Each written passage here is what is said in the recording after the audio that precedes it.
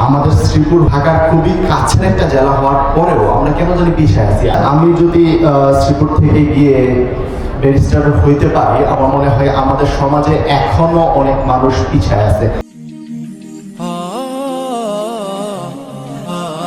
আয়েশা সিদ্দিকা রাদিয়াল্লাহু আনহা মহিলা মাদ্রাসার উদ্যোগে আজ অনুষ্ঠিত হল এক বরকতময় ইসলামী মহাসম্মেলন, যা অত্যন্ত শান্তিপূর্ণ পরিবেশে সুশৃঙ্খলভাবে এবং সাফল্যের সঙ্গে সম্পন্ন হয়েছে।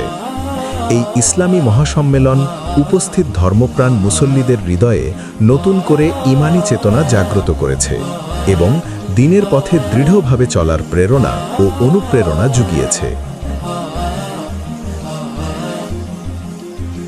আজকের এই মহাসম্মেলনে প্রধান মেহমান হিসেবে উপস্থিত ছিলেন আকন্দ ফাউন্ডেশনের প্রতিষ্ঠাতা ব্যারিস্টার জাহিদ হাসান আকন্দ।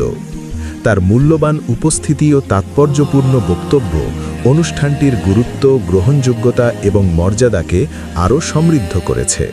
আমি বক্তব্য দীর্ঘায়িত করব না, আমি জাস্ট আপনাদের একটু বলতে চাই, আমি শ্রীপুরের সন্তান হিসাবে চেষ্টা করতেছি শ্রীপুরের মানুষের, বিশেষ করে তরুণ সমাজের মাঝখানে পরিবর্তন আনার জন্য। কারণটা হচ্ছে, আমি যদি শ্রীপুর থেকে গিয়ে ব্যারিস্টার হইতে পারি, আমার মনে হয় আমাদের সমাজে এখনো অনেক মানুষ পিছিয়ে আছে, তাদের কাছে প্রপার ইনফরমেশন নাই।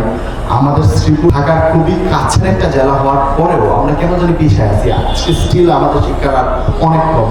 আমাদের স্বাস্থ্য ব্যবস্থা এখনো, আমাদের একটা হসপিটাল আছে যেটা 20 বছর আগে যত সচ্চরিষ্ট ছিল এখনো ওই জায়গায় আছে। সো আমাদের স্বাস্থ্য খাতে কোনো পরিবর্তন হয় না। 20 বছর আগেও আমাদের অ্যাকচুয়ালি যোগাযোগ ব্যবস্থায় যে অবস্থা ছিল কিছুটা পরিবর্তন হয়েছে, সেই লেভেলে পরিবর্তন হয় নাই। সো আমার মনে হয় আমাদের তরুণ সমাজকে আরো সচেতন হতে হবে। আয়েশা সিদ্দিকা রাদিয়াল্লাহু আনহা মহিলা মাদ্রাসার এই মহৎ, প্রশংসনীয় ও সময়োপযোগী উদ্যোগ নিঃসন্দেহে সমাজে দ্বীনী শিক্ষা ও নৈতিক মূল্যবোধ বিস্তারে একটি গুরুত্বপূর্ণ ও স্থায়ী ভূমিকা রাখবে ইনশাআল্লাহ।